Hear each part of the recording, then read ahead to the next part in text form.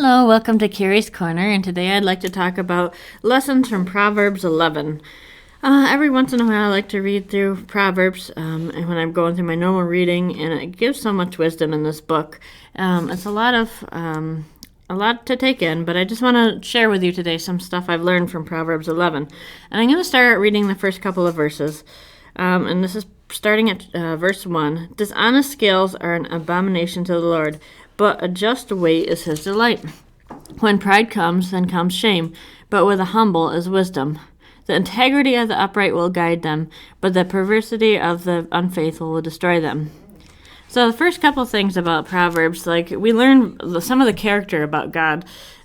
He hates dishonesty. He hates cheating. He hates dishonesty.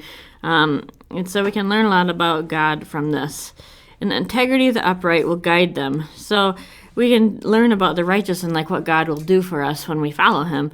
That will be our guide. Wisdom will be our guide. So I think this is so important to realize. If you're walking with Christ, you have to seek his wisdom.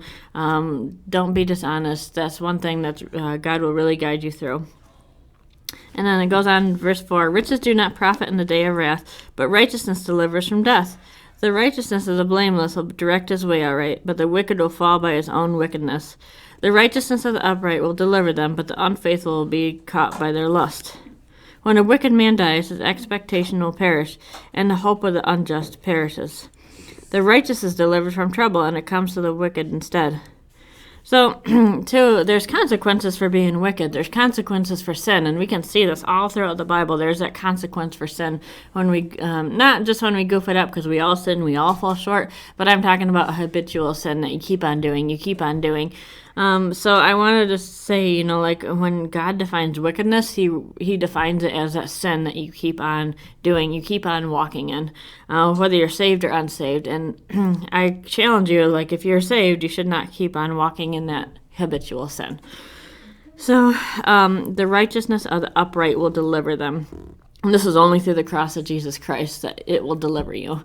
So I'm going to kind of jump down to verse 16.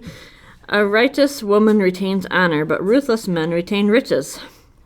So, a lot of times in this world, you look for riches. You want the riches of this world, all the money, all the fast cars, the nice houses, everything. But a gracious woman retains honor, and honor is so much more important than riches, even though it doesn't seem like it, it is, because riches fade away. They turn to dust. But honor, that stays with you, and you're honorable before God when you have the cross of Jesus in front of you. And then I want to also jump down to verse 17. The merciful man does good for his own soul, but he who is cruel troubles his own flesh. The wicked man does deceptive work, but he who sows righteousness will have a sure reward.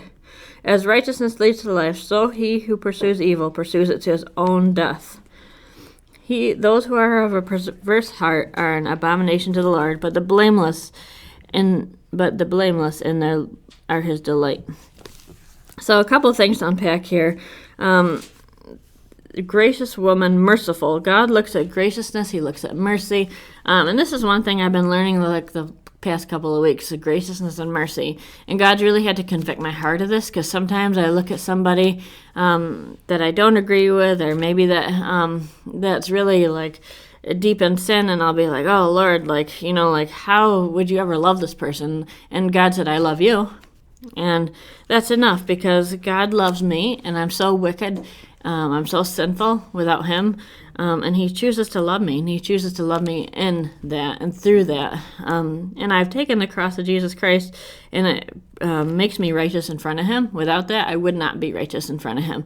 So the other day I was sitting in Panera Bread drive-thru, and I noticed somebody with bumper stickers ahead of mine that just really differed from me, and I caught myself thinking, oh brother, this person, it really drove me nuts. I was like, this person, I just can't even stand looking at these bumper stickers right now. And God right there in that moment convicted me, be merciful, pray for this person, because they were where you were at one point. They were without me. They were drowning in their own sin. So I'm like, Lord, I have to just pray for this person and love on this person no matter what, because I was there at that one point. And God's really taught me this compassion and love. I don't get it perfect. I goof it up quite a bit. He has to convict my heart of it a lot. But you know what? God is so gracious. He's so good. You can learn a lot through Proverbs, and you can see a recurring theme throughout the whole book of Proverbs, that God is compassionate. He hates sin. He will punish sin, but he's compassionate towards you and me. And the work on this cross really proves that he has compassion for us, because without the cross, we'd be nowhere. And I'd also like to share a song with you. I'm not going to sing, because I'm not going to shatter your eardrums, because that would be epically bad. So I'm going to share with you lyrics of a song I really like. It really stuck with me all those years when I first became a Christian. I remember my pastor singing this in the church I went to. Many of you may remember him, Pastor Waugh, but there's room at the cross for you. I don't know if anybody remembers the song, but the cross upon which Jesus died is a shelter in which we can hide, and its grace so free is sufficient for me, and deep as its fountain, as wide as the sea. And then it goes on to say in the chorus, there's room at the cross for you. Though millions have come, there's still room for one. Yes, there's room at the cross for you.